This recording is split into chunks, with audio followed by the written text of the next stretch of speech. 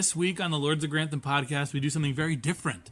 We're talking about a new movie, a comedy, a spoof, and it's called Fackham Hall. So, let's see what it's all about. A beautiful sight, we're happy tonight, walking in a winter wonderland.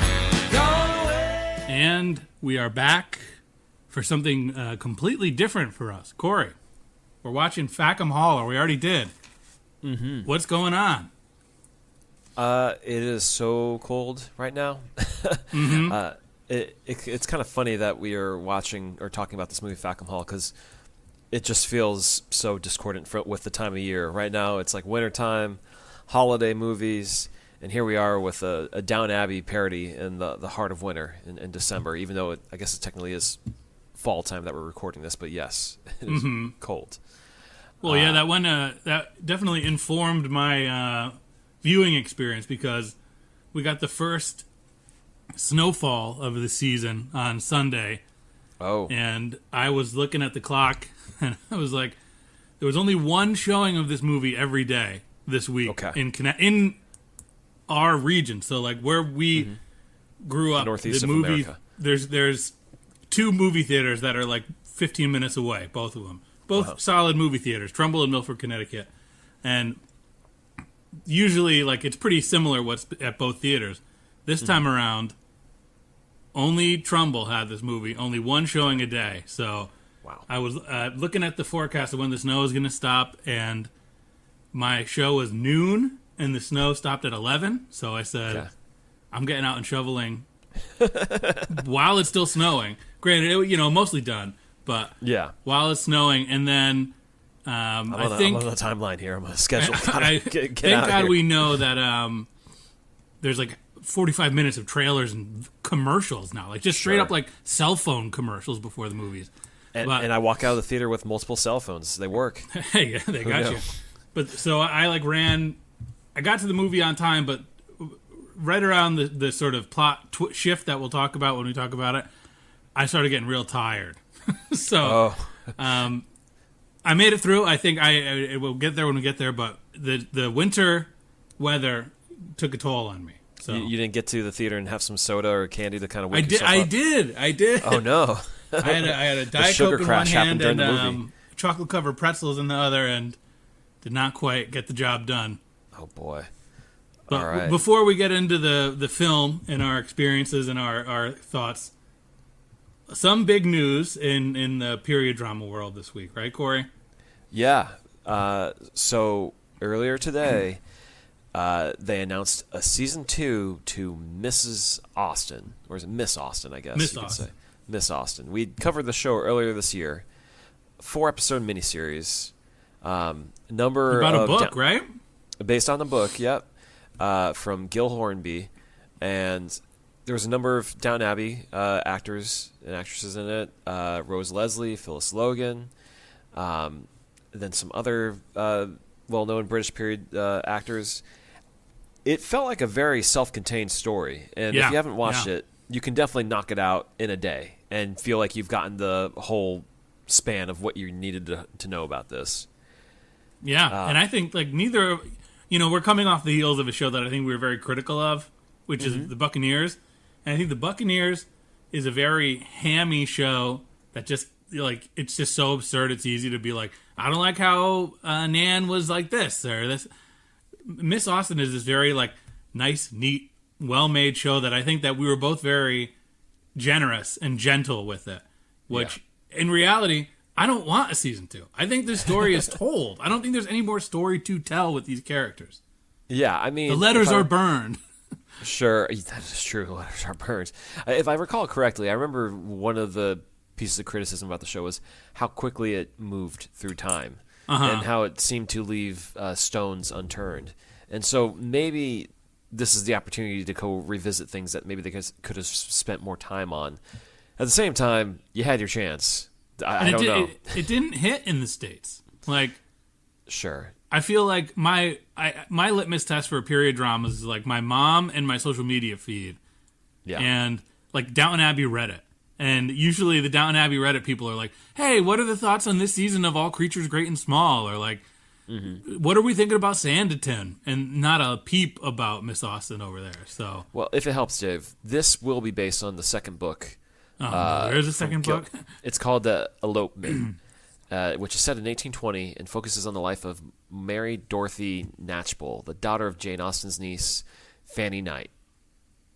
So, Okay, and we met her at the end of the show, right? I believe so. Okay. I'm not So- going to say no because, sometimes these shows take a little while to hit, but It's going You're to gonna be need further to- removed from the Jane Austen of it all, which is why we Sure. watched the show. yeah. But- yeah. Maybe it gives them more opportunity to be a little bit more Austen-y if it's not indebted to actual history of Yeah. Jane Austen. So we'll see. And another piece dropped in terms of shows that we watched this year, Rivals. They released some photos from the upcoming season, teaser images. They still haven't revealed when the show is coming back. The assumption is early next year because they've already completed filming, but TBD on when it's coming back, but it should be coming back sooner than later. Good. With teases that it will divert even more from the books than the first season may have. So, you don't know Which what's gonna means happen. nothing to us as viewers who did not read the books. Exactly. Well, Dave, we started talking about it. Let's get back to it. Fackham Hall, the movie. Yep. We got to watch how liberally we use the term. We're going to need to throw an explicit sticker this week around. Yeah. I feel like before we even talk about this movie, I know both of us have similar points of view, but Corey, where do you stand on spoof comedy? This sort of joke-heavy, silly, sort of reference-heavy comedy. When done well, they're incredible. I mean, The Naked Gun, Airplane, those are just two comedies that I watched a lot as a child.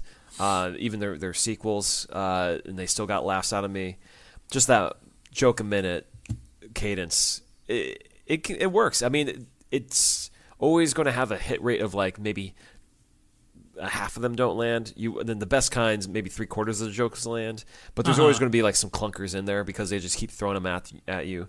But like The Naked Gun with Liam Neeson, the reboot this year, it was great. I was like, I miss this. But they can be done poorly. I mean, during the 2000s, there was that run of epic movie, hero movie, and like all these knockoffs that are trying to be in that vein, but just straight up weren't funny. So that is the other end of it, where it's not even jokes; it's just references to things trying to be funny and played like a joke when there isn't a joke there, and that's the danger you can fall into. Is we got to have all these jokes in here, and then you just start cramming it with stuff that's just not funny. And so there's an equilibrium you gotta juggle there.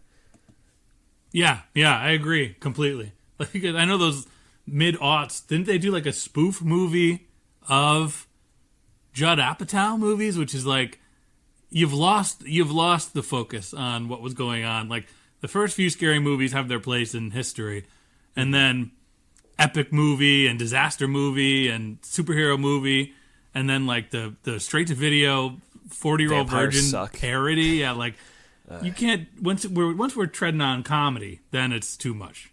Yeah. Some people who are younger than us have a soft spot for them. Chalk it up to them having nothing else to watch on TV, I guess. But yeah, they did not play. But I was a little dubious when I watched the trailer for this. For Fackham Hall. I know some of our fans and friends in our Facebook group were like, I don't know, this looks really stupid. Yeah, I mean, a lot of the jokes are very broad, as the trailer teased, and a little bit too on the nose, a little bit too obvious. But then there were some clever ones, and so I went into it with an open mind of what it could be. And I think once I knew that this was like a Jimmy Carr passion project, I was like, oh, this makes sense. Like, I think Are you familiar with Jimmy Carr? I know him as like a guy who's a pundit of sorts, He's a British comedian. My dad will throw on YouTube clips of him sometimes. I was like, Dad, you watch Jimmy Carr? And he's like, I don't know who the guy is, but I just think he's funny. Like, oh, okay, sure. Yeah. I think he's like one of those guys that I don't know enough of him to have a true opinion, but every time I've dealt with him, it's like he seems like he's on the level. Yeah, he's fine. Dave, was your theater full? Were you the only one in the room? No, I was not the only one in the room. A lot of But other like I tired said, people. snowy who shoveled day. snow. Next to me, and it was very awkward because I went alone. It was a couple. So I always do the thing where I'm checking the Fandango app before I leave. So I want to sit as far removed as possible so I can like relax without like dealing with other people. I think the people that sitting next to me were in the wrong row because I picked an empty row, and this couple was like right next to me, and I didn't want to be the guy to get up and move. Well, they wanted you to be the third man. Maybe, but the guy kept talking. Oh yeah. Of the whole time during the trailers, every time a trailer would play, I go, "We came here for a funny movie, not some scary movie." And it's Was like, he an older man? All right, no, they were probably our age or younger. Huh. But they were also like got a FaceTime from their like tween that was like, "Oh yeah, we're out on a date right now," and I was like, "This is a rough time of the day." Did they leave their child snowed in back at home so they could just get out? Maybe. But what you said your theater was full, right? Yeah, it was a good mix of, I would say, like, similar to the Downton Abbey grand finale audience of, like, mostly older, some people around our age, not too many young folk in there.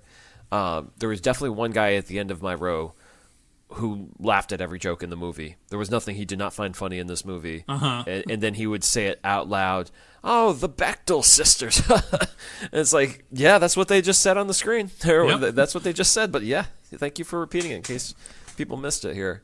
So everything was a layup for that man. I envy a guy like that where I can just go to a movie and it doesn't matter what they're doing. I'm yucking it. I'm yucking it up. I love it. But I will say, Dave, Fackham Hall, pretty funny. I think it was a funny movie. I think I would definitely watch it again. Okay. I would definitely watch another Jimmy Carr period spoof. I think some of the jokes were stupid, and I think the plot was the weakest point of this whole movie because I think you saw right through it. Not that these movies need to be like anything out of this world. And like, Naked Gun had the whole like plot device was a literal item in the movie that was like, look at this. But I think, and we're gonna spoil the movie. So if you've made it 12 minutes in and you're not sure, we're gonna spoil it. Yeah.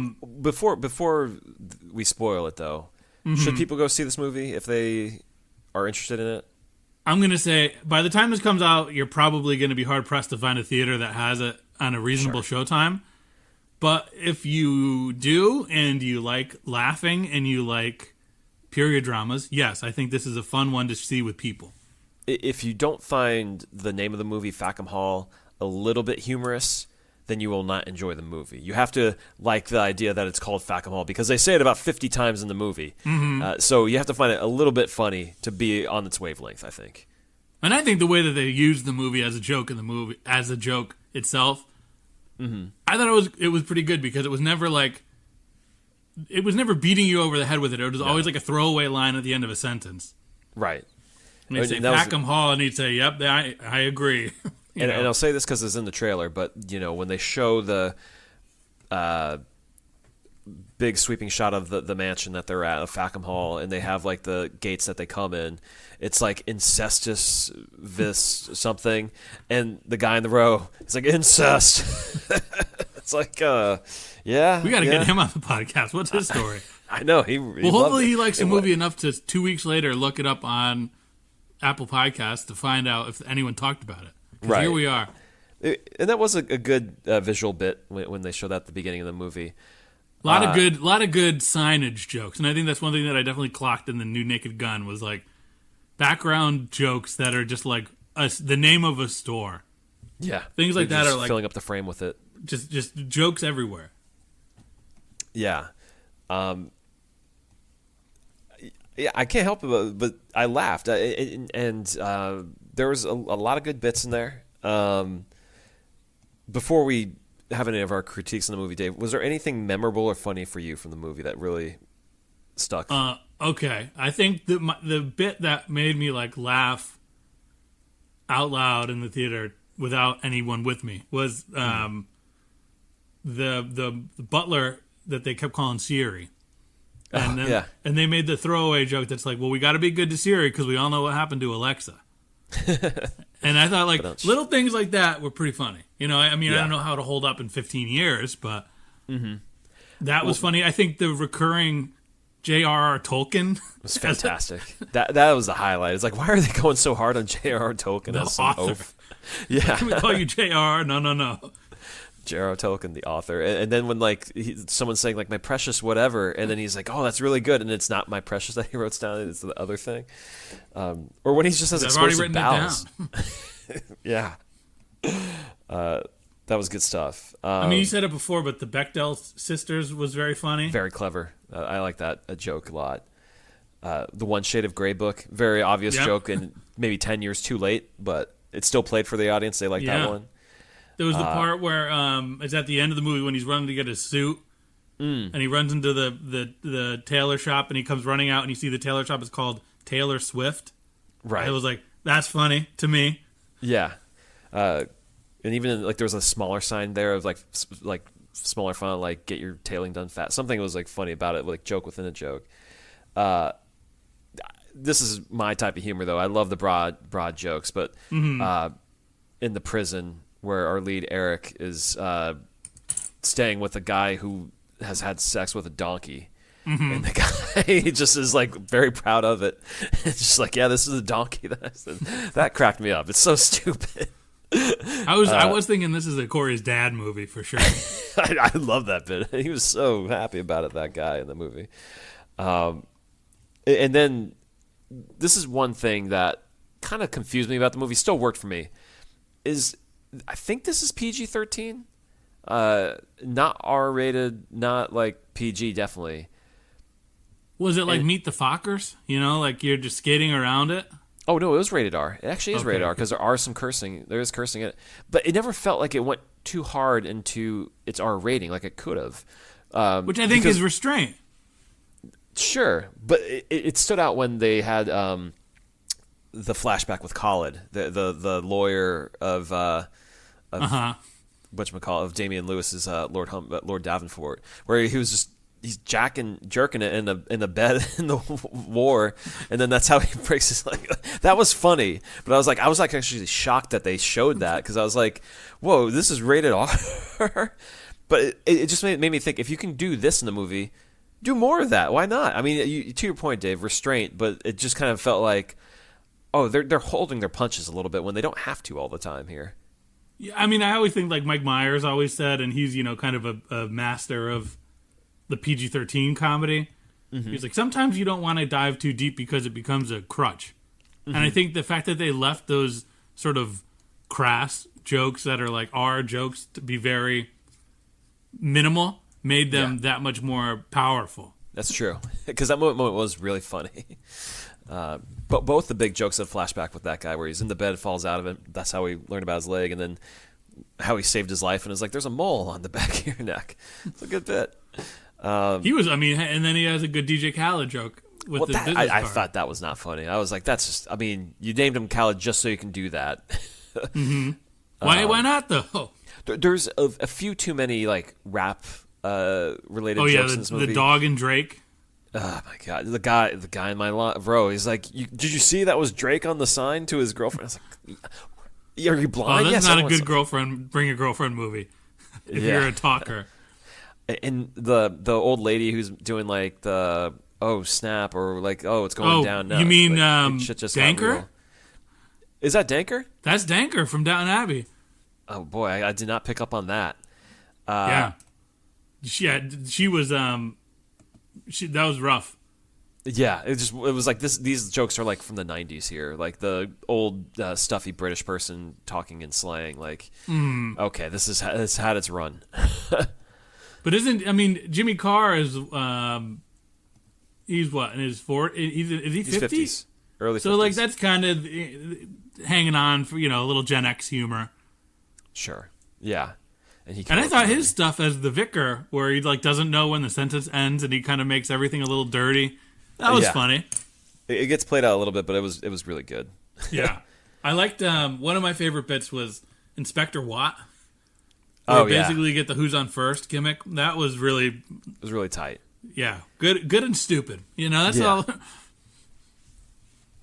And so the bits play. I will say, at a certain point in the movie, and I think this may have been around when you started to fade in your consciousness, Dave, as you were saying, it's a little bit long. You look at some of those Zucker Brothers movies, the Airplane and Naked Gun, they're shorter than 90 minutes. They don't wear out their welcome. Uh-huh. This one is 97. It definitely feels 97 minutes. Uh-huh. And for the record, I stay through the credits. There's nothing after the credits. No one missed anything. I was thinking that the tonal shift, so when Lord Davenport is killed, that's when I was like, oh, all right. I don't know that this movie needed that. I think the marriage drama was enough meat on the bone to get me through this. Because the trailer spoils that, and it comes halfway through the movie. Yeah, and I kept waiting for totally, it to happen. That's when it's like, man, this is going from like Downton to like Gosford Park. Like, we don't need a murder mystery. And I totally forgot it was in the trailer. Yeah, and so it's almost like a movie you can watch in two halves, where the first half is the drama, or the quote unquote drama of who's the main guy? Ben Radcliffe as Eric Noon. Eric, yeah, who's was a foster child who then gets a job there. He's falling for Thomasin McKenzie, who, I mean, Damian Lewis is a pretty well-regarded actor. Catherine Waterston, she's really respected. Thomasin McKenzie, I was kind of surprised she's in this, because she's had a pretty steady career, and I was surprised that, I mean, the movie seems cheaper than you'd expect, but yeah, I mean, we know Tom Felton's cashing whatever check you throw at him. We'll talk about him more in a moment, but. Yeah, I was invested in them two getting together. It was pretty fun, and I think the movie, if it was just kind of cut out the murder plot, it could have been shorter, but it would have been fine. I get the sense that they were maybe running out of roadway, or they didn't know how to make it a longer movie, so they just inserted that in the back half. And I think it's twofold in that when you see that Eric has to deliver this message to Fackham Hall, and he doesn't know what it is, but it has to be him. And then we see there's an inheritance drama. You know what the letter is. Like, there's no surprise what the letter is. No. So then it's like, okay, so this plot just needs to get us to the place where, he finds out he can marry Rose. It's funny because they're cousins, but it's also like they're out after the Poppy goes and marries the, like, guy with the poop cart. Mm-hmm. But... And also, like, there was one, I think of Hot Tub Time Machine, which is another stupid comedy, where there's a character in that movie who we see in the present time has one arm, and then we go to the past, and he has both of his arms. And the whole movie, every time you see something like a door almost closes on his arm, and you think he's going to lose his arm, and he doesn't. Lord Davenport has one of the funnier scenes in the movie, Damian Lewis, where he gets shot twice in the chest. That's great. And it's like...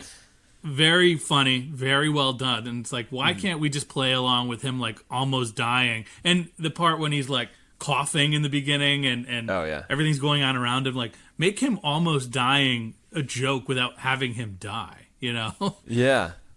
I was kind of hoping that maybe they had, like, mispronounced him dead. I mean, and Damian Lewis is a name, Yeah. That final scene where they show how he actually dies is great, though. But so even though the movie feels stitched together, and it feels a little long, like the jokes start to wear, like, the jokes are still good, but they don't have the same punch because you've been hit with so many jokes by that point. It still is fine, but I'm still having fun by the end of it. And I think this might be a movie, like, if you're watching at home, you have a drink, you're watching with friends or your partner or whatever, then I can see it maybe flowing a lot easier. But when you're in the theater and you're focused, and there's people around you that are enjoying it on an exponentially higher level, that, like you were saying, you're kind of like, am I in the room? Am I in the same watching the same movie as these people that think the Drake and Dog is funny? Like, and I think it's totally okay. I don't blame Jimmy Carr or the writers for a few bad jokes, because God knows he's listened to this podcast. Within an hour, we make jokes that people don't find funny, and we got iTunes reviews to prove it. So I just think. Yeah. It might be better on your TV. I feel like it also may excel just on YouTube. Like this is the kind of movie, and those old movies are always cut up to like look at this bit, and they kind of exist in like in their own like little vacuum sealed like moment of like this is a joke in itself. And this movie feels like it could be cut up into a million pieces and blow up on YouTube.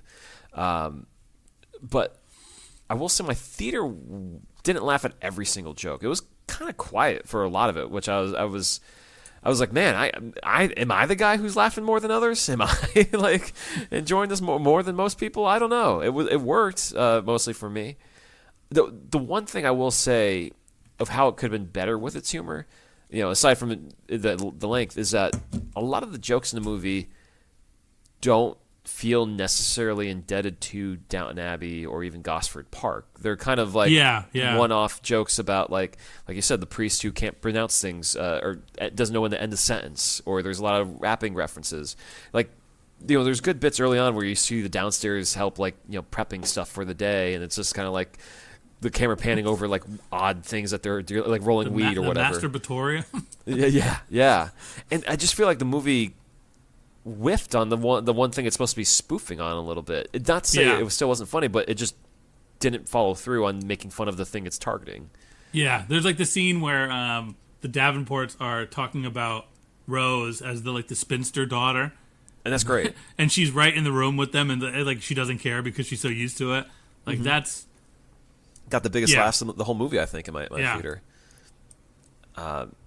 So it felt and like, I mean, like I know that we honestly, I'm shocked there aren't more literal Downton Abbey characters in this movie. That the only one in there, to my knowledge, was Danker as Great Aunt Bonaparte.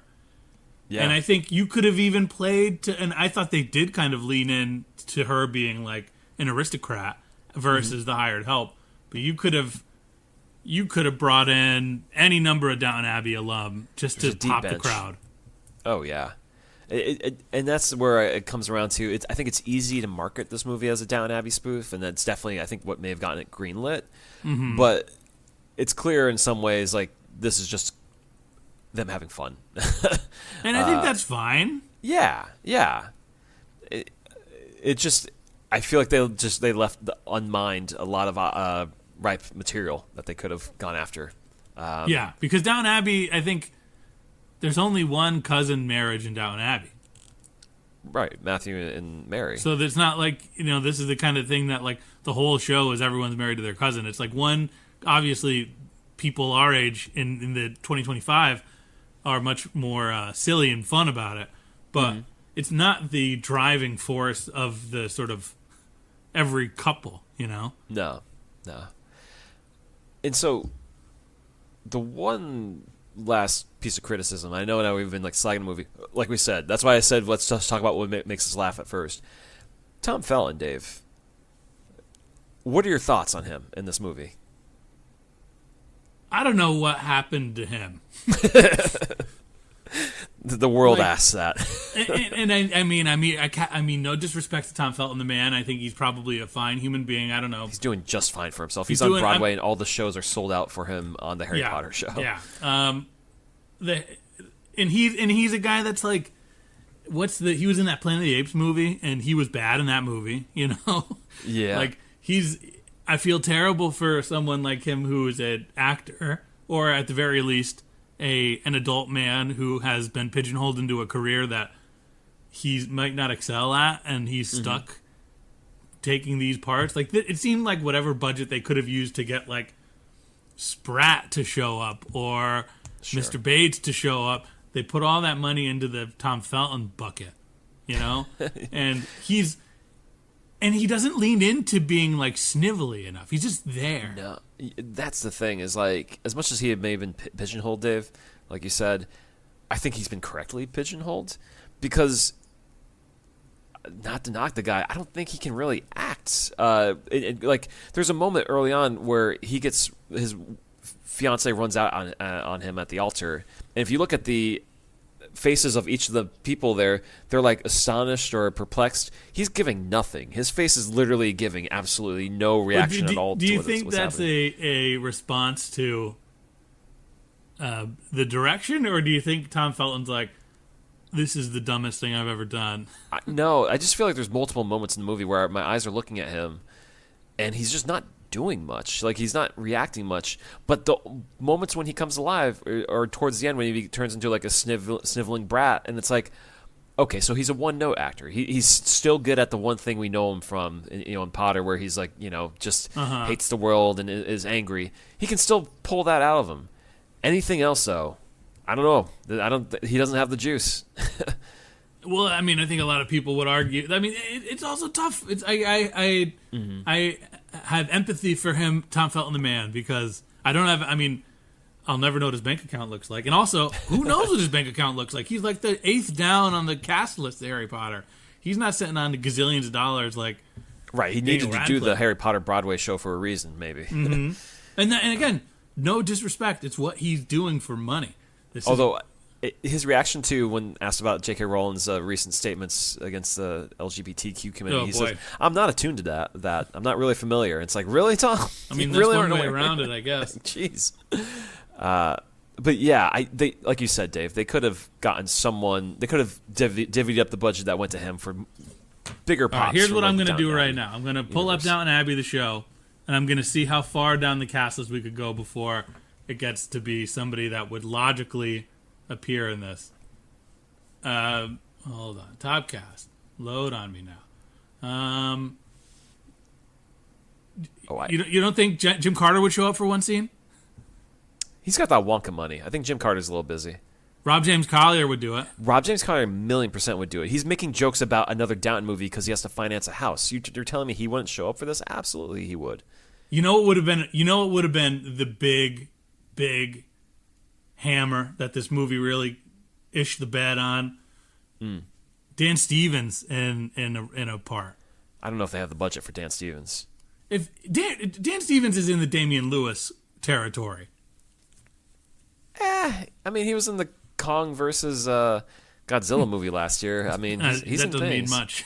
I mean, if you wanted to pop the audience, you get Theo James in there as a Pamuk character and kill him off within one scene. That's what you do. That's what you spend the money on. Or you just, like you said, spoof that. Yeah. Or even from the down, or if you want to pull from... You get Sir Anthony Strawlin. You could do any number of the X's showing up, like... Yeah. Get Evelyn Napier in there, Richard Carlisle. Get that actor. Or you want to be real nasty. Matthew Good likes taking checks, even though he's a busy guy. Get him to show up for one scene. That would have been nuts. We may be overestimating the budget for this movie, but yeah. But I also think Jimmy Carr has goodwill. I think Jimmy Carr is like a guy that has friends. If he said, "Hey, I'm making this spoof of Downton Abbey. I know you're not in the third movie. Wouldn't it be funny if you walked in here and you're like, well, I'm single, so da da da da, like something like that." And the Damian Lewis bit definitely feels like he's doing a favor for a friend, even as much as it looks like he's having fun. It looks like Damian Lewis is having the time of his life in this movie. I was happy for him. How he doesn't do anything with his hands; it's always the servants. That was very funny, good bit. And he always looks so aloof in every scene he's in. He just looks so mystified at what's going on around him. It's great. See, and that's the difference between him and Tom Felton. This is a guy who just knows who's always on throughout this movie. I thought Lady Davenport, Catherine Waterston, very good at this sort of Cora role. She kind of looked the part, too. Absolutely. And yeah, if you're moneyballing what you can do with the budget, she was the right pick in terms of what you can afford and fits the role. I will say Ben Radcliffe as the main character, as Eric Noon / Nathaniel Davenport, very good, I thought. Very compelling as the middle down the line type of dude. And I don't know him from anything else, I don't think, right? Me neither. He was in The Masters of Air on Apple last year. And some Witcher. He's in The Witcher for a little bit. Can't say I've watched it. Yeah, neither have I. But hey, I mean, he was good. He was fun. He was very Andy-esque. Yeah. Oh, they could have gotten him. Jimmy. The guy who played Jimmy would have been good for this movie. He did that Netflix Lindsay Lohan movie. He would have done it in a heartbeat. Yeah, if you got Danker, come on. Well, in terms of how the movie's doing at the box office, like you said, Dave, it was playing in over 1,000 theaters last week, but the showings were limited. It was even here in New York, there was 2 or 3 showings a day. It was not very many. And then this weekend, it fell from over 1,100 theaters to 330 theaters. They I just gave them away because sometimes those theaters that they have reserved, they can just kind of sell them for some kind of loss, just because it didn't make enough money as they planned. It will barely break $1 million here stateside. It made about just under $500,000 in Britain, which is in the UK, which is not too great. But I feel like this is a movie, as much as we saw it in the theater, and we love going to the theater to support movies, it's destined for streaming at home. Oh yeah, and I could see this being a smash hit on Netflix. Yeah, it could play. Yeah, it definitely play. And I did make a power rankings, Dave. I did not, but I'll just riff off of yours because I feel like there's really not too much you can say. So at number 3 going down, I got Damian Lewis, Lord Davenport. Going down, okay. Yeah, because he's dead, and he nearly dies multiple times in this movie. Mm-hmm. I can't disagree there. He has fun, though. Next up, I have Anne Maxwell Martin. Which one is that? That's the evil lady who's behind it all in this movie, the evil maid who orchestrated the death, because she got caught. She couldn't get away with it. And number one going down. Tom Felton? Tom Felton. Come on, dude. The man or Archibald? Archibald and Tom Felton, both of them. They can do better. All right. Number 3 going up, it's the dude who screws a donkey. It's Bilbo Baggins, which made me laugh too when he said his name was Bilbo Baggins. This is so stupid. It's still funny. like sure. Such a stupid movie. Yeah, that's the right level of humor. Next up, Rose Davenport, the Thomasin Mackenzie princess, Duchess rather. And then number 1, it's Ben Radcliffe as Eric Noon, the guy who he inherits the world. Fackham Hall. He walks away with it all. So good for him. So yeah, fun movie. Yeah. So thank you if you listen to this. If you listen to this and you've seen it, what do you think? And I'm curious what more hardened period drama fans think about this movie. Yeah, did you find it funny? Let us know. Dave, have you been watching anything else? I've been watching a few things. No new Christmas movies. One new Christmas movie, but we'll talk about it later. This weekend was a pretty important weekend for both of us, though, because after 25 years almost, John Cena retired from pro wrestling, had his last match. Dun, dun, dun, dun. And, I think people have their opinions on how it went down and how it was delivered, but I think it's very telling, and it's interesting in this period drama soap opera world to let someone tell you they're gonna leave, and then then they leave, and then they're gone. So very nostalgic, and had me thinking all these because we're of the age group so people that are not wrestling people might not. They know John Cena from Peacemaker, him from all the movies that he's done. But he was like Hulk Hogan when we were in college. Oh, yeah. I mean, I had fallen off watching wrestling, and then I think it was SummerSlam 2008. We watched the pay-per-view out of Buffalo Wild Wings. Mm-hmm. And that was the formal hopping back on the wagon of wrestling for me, of reacquainting myself with what was going on. And I think that John Cena won the belt at that SummerSlam. And even in that moment, everyone's reaction was like, really? This guy, he's going to keep winning? Really? Mm-hmm. And then he just did that. I mean, years before that and then years after that, he just kept winning and winning. And it felt like something that would never end. He was on a historic run. So for people like us who want to see these little scrappy guys that wrestle in bingo halls and high school gyms, to see this buff boy continue to win for basically it was 10 years of that. Stretch. Yeah. Of before he starts actually wrestling compelling matches, and this is not to say that he's not a compelling man or whatever, but he shoved down our throats, so it's all screw him. But then he starts going away, he starts sort of eating crow because he told The Rock he was never going to become a part-time wrestler.